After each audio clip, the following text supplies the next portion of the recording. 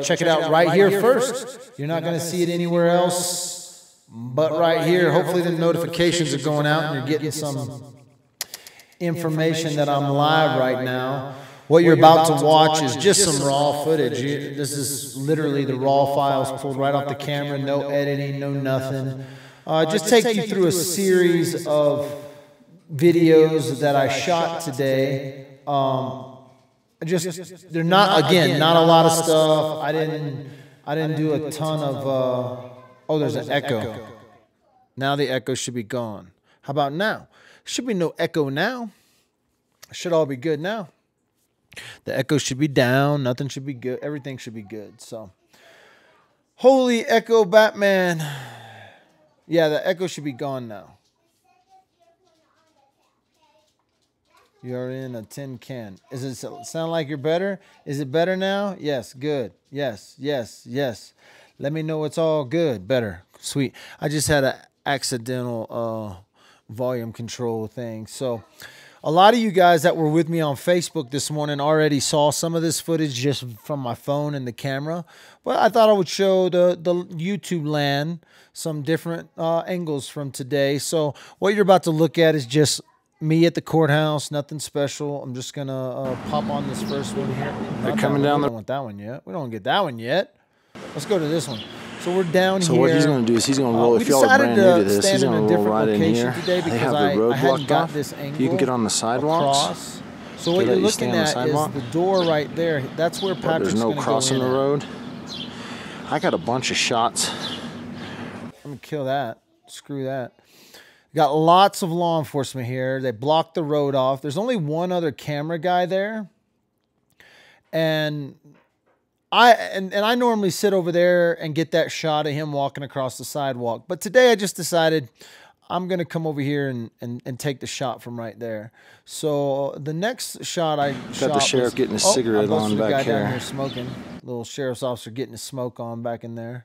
Those upstairs big windows, that's windows right into the courtroom. That's the courtroom we're going to be right up in that upstairs area. The bigger windows, the taller windows, that's the actual courtroom windows. And then Patrick showed up at about 7:34 according to my timestamp. They're coming down the road now. There's the caravan. And I got a shot of them coming down the highway here. So Patrick's in the white vehicle, and he's actually in there with two other inmates that were on at court today. So again, you're just looking at raw files. I didn't edit. That's why, you know, you're not seeing some fancy editing job here. Now, I thought this sheriff's officer was going to try to get right in front of me and block the way. I was a little frustrated about that, so I decided to walk forward and come around here and get a shot. Now, we get a good shot of Patrick. It's not the best shot of Patrick. It's not some face shot. Actually, we get a back shot of him, which is not one that I had. I hadn't had that. Take a look at how many officers are here, though. There was probably about, I don't know. Okay, so that's a feigning officer right there. That's the woman who fainted in the news press conference. She's looking a little bit better, got a little bit more color today. She probably drank her coffee, ate her food. Now, this guy here, he's there for a probate hearing or it's a child custody hearing, DHS hearing. I had a couple people walk up and a couple lawyers looking for different witnesses for some of these hearings, and they asked me if I was there for a particular hearing or not. So I'm trying to do a live video too right now, so that's why I'm a little shaky, not the best cameraman right now. But I think I get a pretty decent shot of Patrick right there. He's got his hair long. You know, it's just a quick one, but look at all these officers. 1, 2, 3, 4, 5, 6, 7, 8, 9. I think I counted 9 officers there. And then there were at least 4 more officers in there, you know. And so I'll give y'all one more last glance at this. I like this shot right here. I'm going to use this shot. This shot's going to be seen in a documentary. I can promise you that. That shot right there of them coming down the hill, I like that shot a lot. I wish I would have done it a little bit better, but nonetheless, I still got it. And so I was happy about that shot. I was real happy for that shot. I wish I would have thrown my gimbal on today. I'll be honest. I wish I would have put my gimbal on and have been. I'm gonna be a little bit more set up for tomorrow because I got extra people there that can be live, and then I can focus on getting some really, really good footage. I have yet to. All this footage is usable because it's real time. This is what happened. This isn't, I was standing right there, so it's fun to look back. This guy, though, I don't know about this guy. Dude, I want to get her come talk at Colorado Crime Con. Tell the story of when she fainted. Yeah, I'm going to license that one too for sure.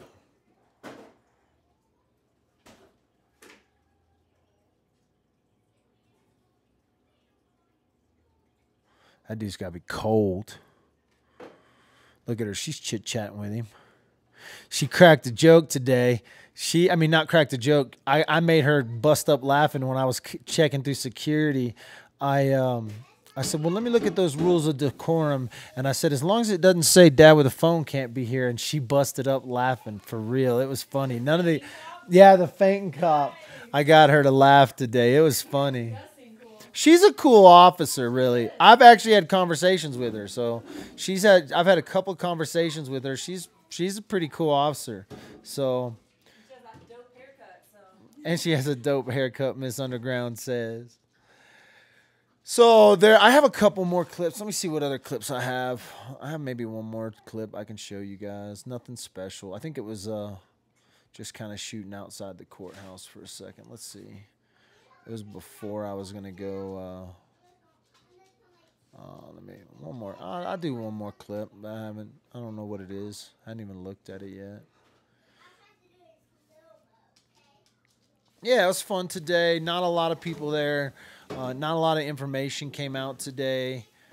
I think this is of the reporters. Yeah, now this clip is actually of one of the reporters and the camera guy. My freaking camera I was shooting this from inside my car.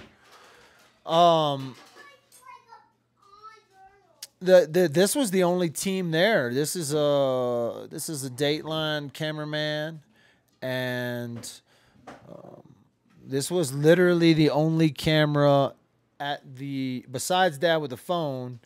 This was the only other news organization there, as far as camera people, because there's not a lot of footage today. You got him walking in, walking out, so.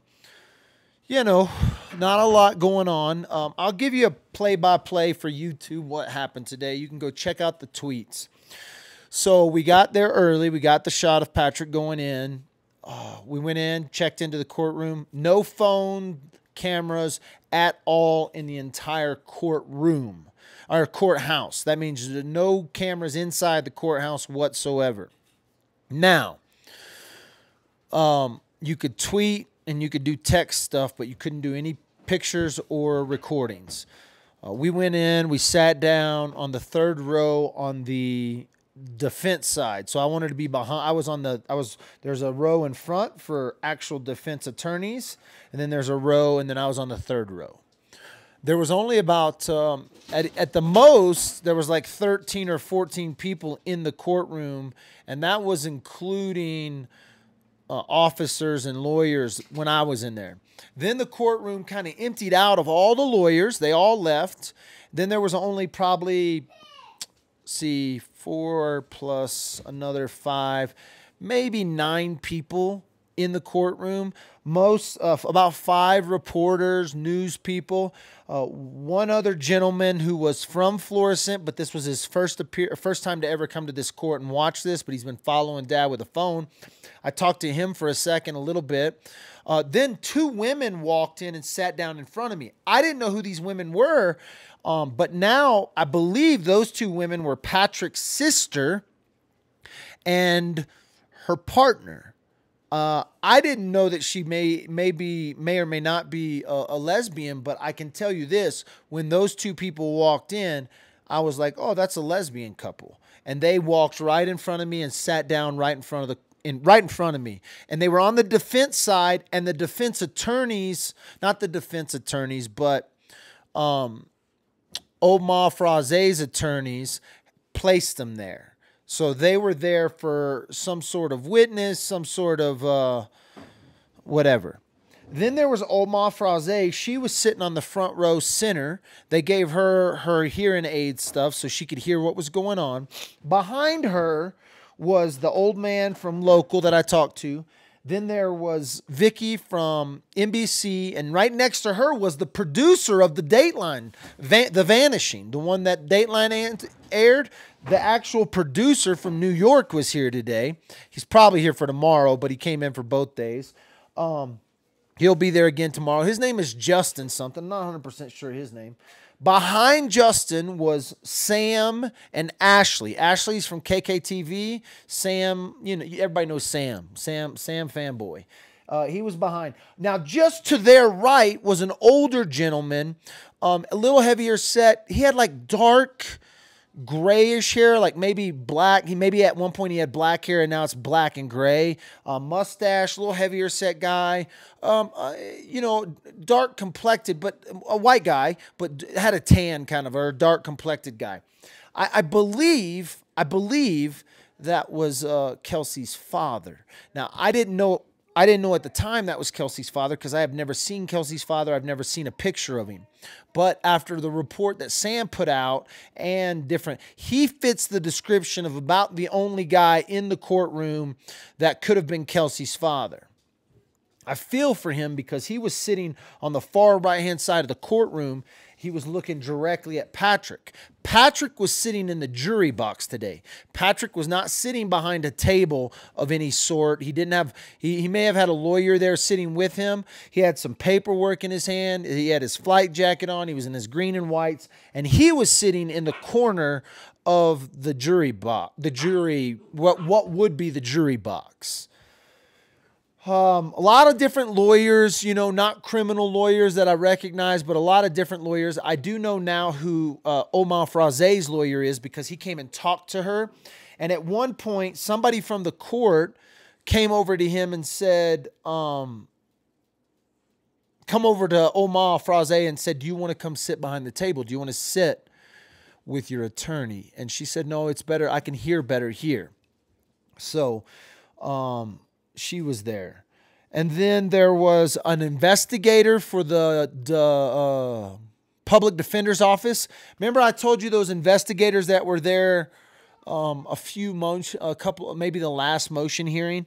The ponytail investigator, when he walked in, I was like, those are PIs. I know it. He was there again today. Again, I heard verbally him introduce himself as a private investigator for the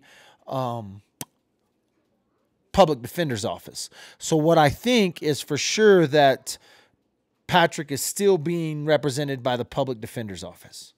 All right. So then the judge comes in, all rise. The first thing the state or one of the attorneys starts to ask is, we want to clear the courtroom. There's no objections, no verbal objections. One of the other attorneys shook their head, no objections. And so at that time, all non-relation to the court hearing proceedings, direct knowledge of what was going on, everyone was cleared out. The old man sitting to my right, the private investigator, the criminal private investigator from the public defender's office, he was not allowed to stay. All the reporters, Justin, Sam, Ashley, Vicky, all of those reporters had to leave.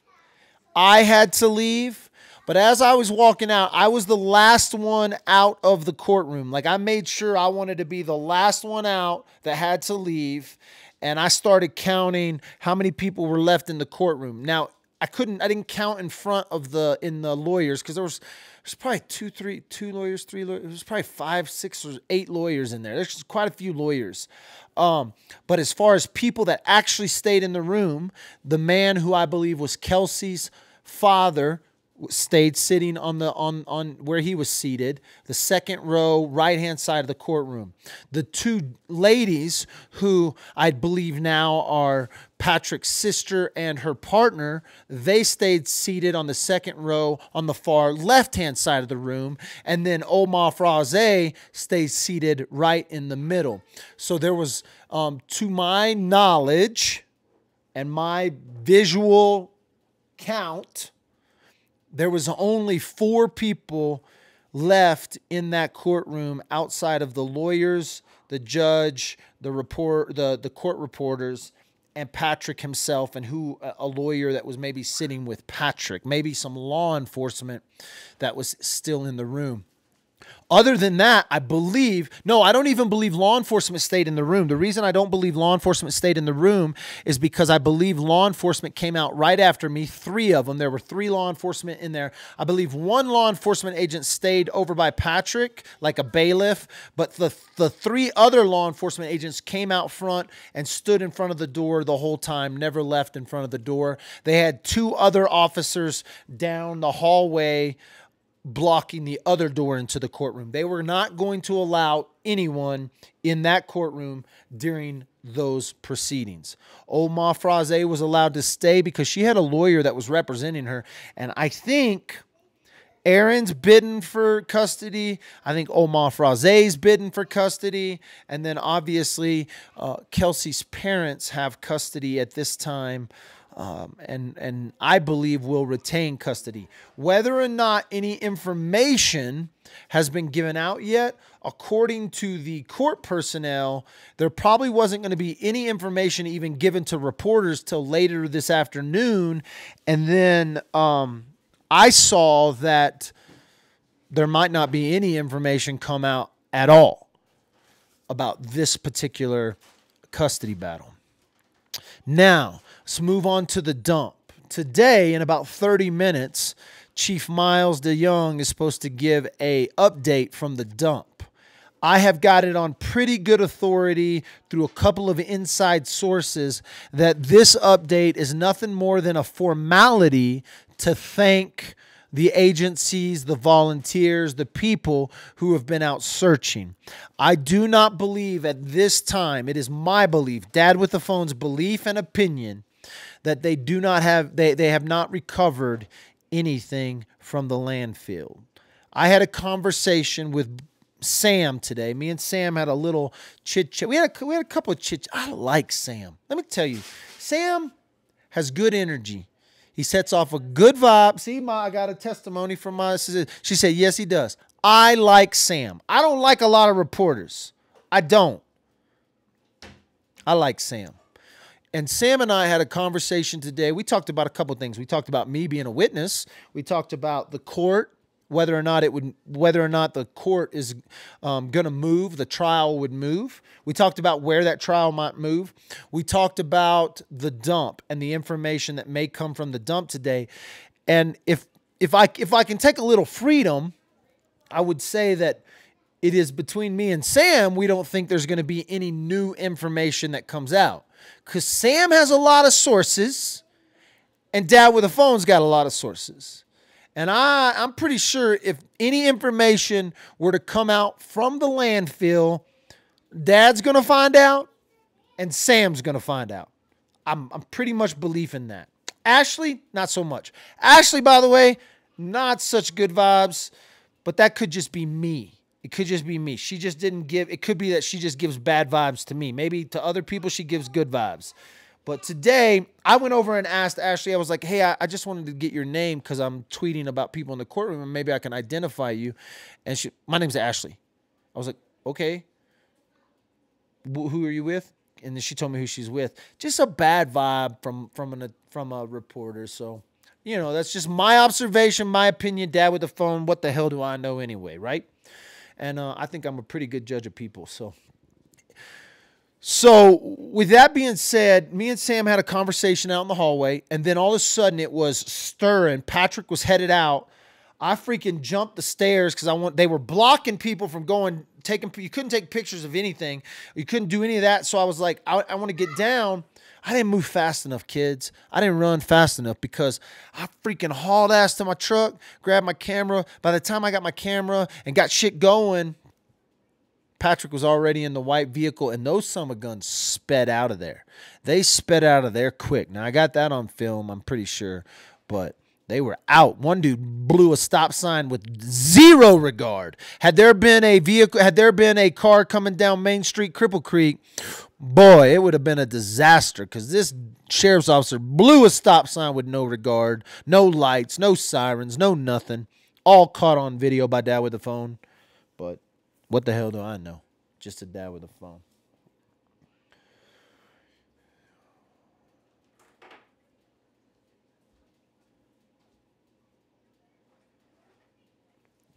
All right. That's an update from today's proceedings. I can tell you that nobody else was there. There's only one dad with a phone there. Everybody else was official reporters. I did run into some underground followers and some dad with a phone followers that were actually at the courthouse for another court hearing. And they came over. One thanked me, introduced themselves, thanked me, and shook my hand, introduced me to a couple of their family members, told them, this is Dad with a Phone, Woodland Park Underground. It's always nice, to get a handshake from someone to say thank you. So that was kind of cool. Tomorrow, what's going to happen tomorrow? Tomorrow we got multiple reporters on the ground. We've got multiple people going to be there tweeting from Michael E. Dalton. If you're not following Michael E. Dalton on Twitter, you're just not going to get the best coverage. I know Sam does a great job tweeting. Sam does a great job. You've heard me say it. I'll say it again. He does a great job. But there's no way he's going to keep up with me tomorrow. Just not a chance. I'm going to have multiple people tweeting to Michael E. Dalton on Twitter. We're going to have multiple sides of the story being told from multiple eyeballs. And so there's just nobody else is going to have the coverage I have tomorrow. And I can say that with pretty much certainty. I have talked with multiple people who are going to be on location, and instead of us splitting the tweets into different accounts, some of these people don't even have Twitter accounts, and they're going to jump on and tweet with me tomorrow. So we're going to have the best coverage tomorrow. We'll have the best live videos, and then I'll have the best post-production coverage. Anybody from any news station, guaranteed. So I can say that with certainty because I've seen the stuff these dudes have put out. I've seen the things that have come out in the past.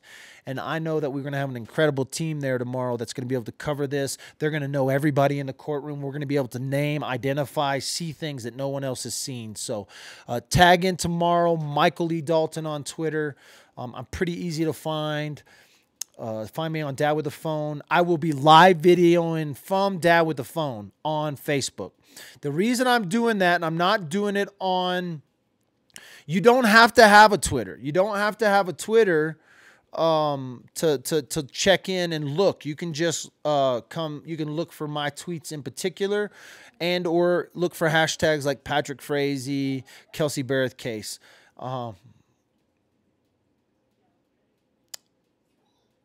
The hearing tomorrow is the criminal hearing. Today was the custody hearing. Tomorrow is the criminal hearing.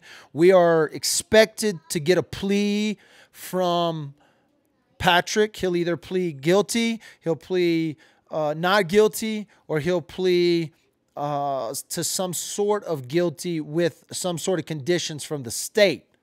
Here's what you need to understand. If Crystal Lee Kinney is lying, if she is lying, most likely we are going to get a plea of not guilty. If the testimony in which she gave or which was portrayed through Slater happens to be accurate and true, if Patrick did it, put the body in a trunk, took the trunk to the ranch, took the trunk from the ranch to the house, burned the trunk, disposed of the body either in the river or the dump. If all of those stories, the candle story, the bat story, the blood story, the teeth story, if all of that story turns out to be true, I expect to get a guilty plea tomorrow from Patrick with some sort of deal from the state. If she was lying, which I believe she was, I believe to get a not guilty plea from Patrick because he knows something we don't know. Hey, beautiful. Love you. How are you? Good. Where you been? Dance. Did you just walk home by yourself? What'd you do? Come across the highway and down the back way? Like, did you come across the Blinken, or did you come all the way down to the Ute Pass and then come down? The Ute Pass thing in the lobby. Gotcha. Love you. What else? If she's lying, we're getting a not guilty. If she's telling the truth, we're getting a guilty. If we're going to get a guilty, I think we're going to get some sort of deal. No death penalty, murder 2, what if he pleads guilty to accessory and says that KK, he could have told his own story. But I believe KK's lying. I believe more and more evidence is coming out that KK's lying. I believe they made it too early of a deal with her. And I believe we're going to get a not guilty from Patrick. And then you guys are going to be sent into a spiral of wait. We're going to wait. And we're going to wait some more. Then they may move us. Then we may be going to Durango. I'm committed to this case all the way through. My name's Michael. Most people call me Dad. You can call me Michael or Dad. It doesn't bother me. She calls me Dad. You can call me Dad or you can call me Michael. You'll find me right here on Dad with a Phone. But tomorrow, you better go like my Facebook page or you're not going to get the video. I can't video live from YouTube because YouTube doesn't like mobile live videos. I don't know what's up with that. So I'm going from Facebook. Come to my Facebook. You'll get the drive over. You'll get the sunrise. You'll get all of that. Dad with a Phone on Facebook. Say that again with me. Dad with a Phone on Facebook. Tomorrow. Michael E. Dalton on Twitter. MichaelEDalton on Twitter. Thank you, ladies and gentlemen. You're awesome. Chrissy says, I'm not calling you Dad. That's all right. Call me Michael. Call me Michael. I just told you. Call me Michael. You can call me, I don't like Mr. Underground. I like Mrs. Underground. I don't really like Mr. Underground. But I like Dad with a Phone. I like Dad. And I like Michael. So there you go. They buy a t-shirt, they can call you whatever they want to call you. You buy a t-shirt, you can call me whatever you want. You want to buy a t-shirt? You can go to my Shopify website, which is at the top of this video. If you want to give to me, just be like, here's $5 for a cup of coffee. You can do that at my PayPal account. And PayPal account's right there. Join me tomorrow, but we're going to start earlier than 7 a.m. That's the official start time, 7 a.m. But let me be honest with you. I'm going to be out there early. I'm going to be out there real early. Why would he plead guilty? He will roll the dice, folks. He's too ignorant to do anything else, Cheryl T says. I'm not convinced that he is.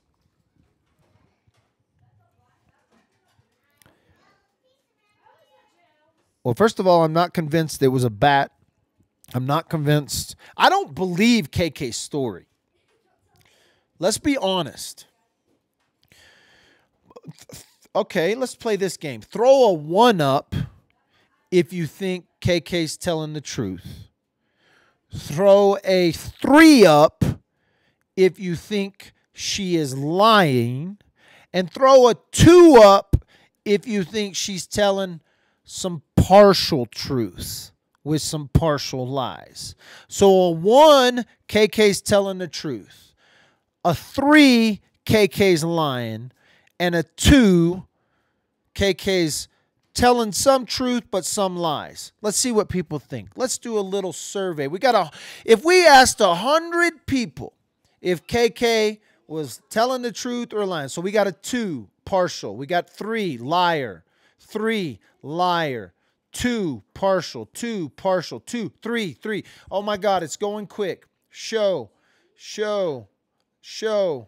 Everybody thinks she's telling partial truths, which means she's lying, which means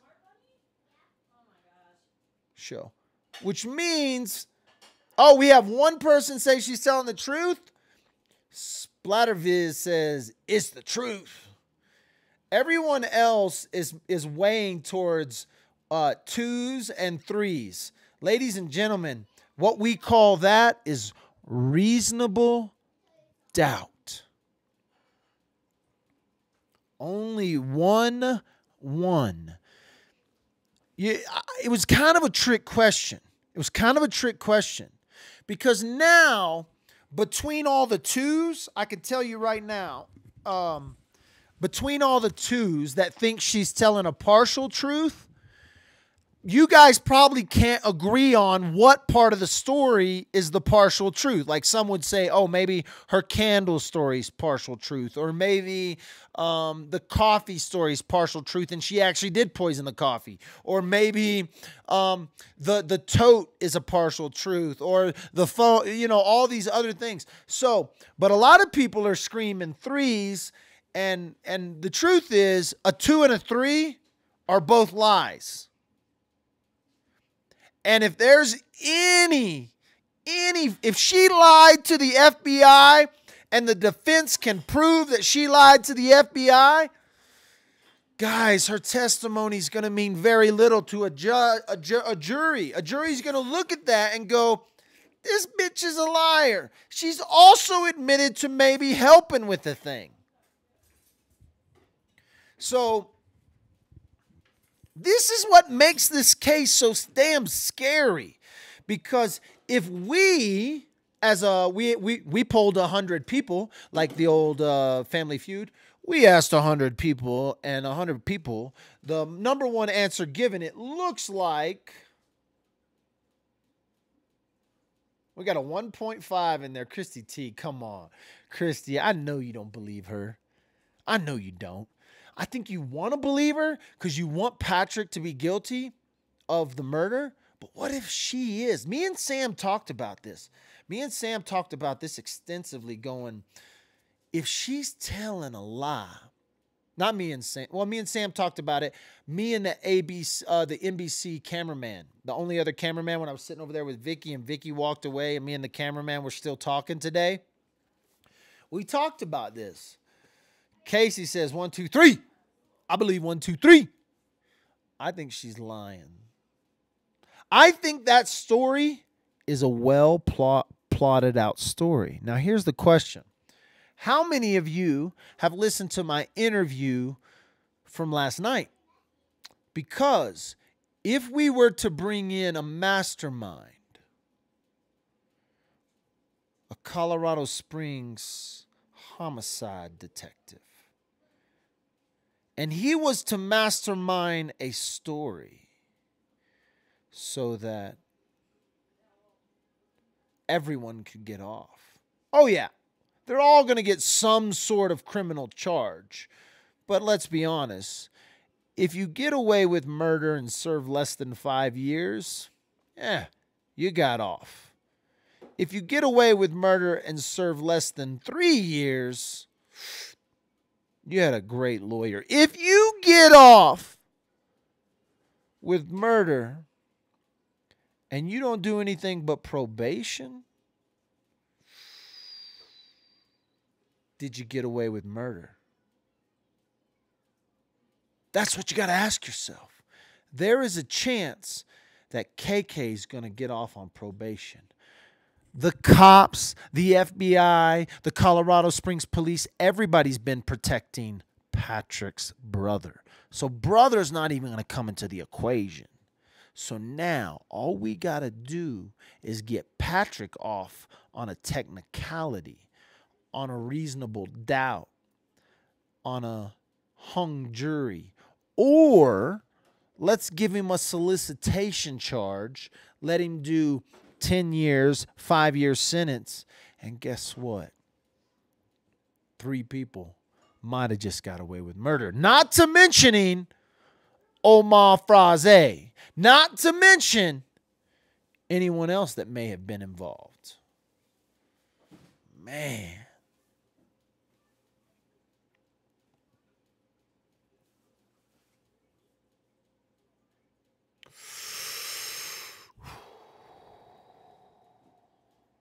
Tough one. It's a tough one. It's a tough one to call, but tomorrow we're gonna hear from Patrick. Not guilty. Guilty. Or guilty by association with a deal, right? He might have a deal that we don't know about.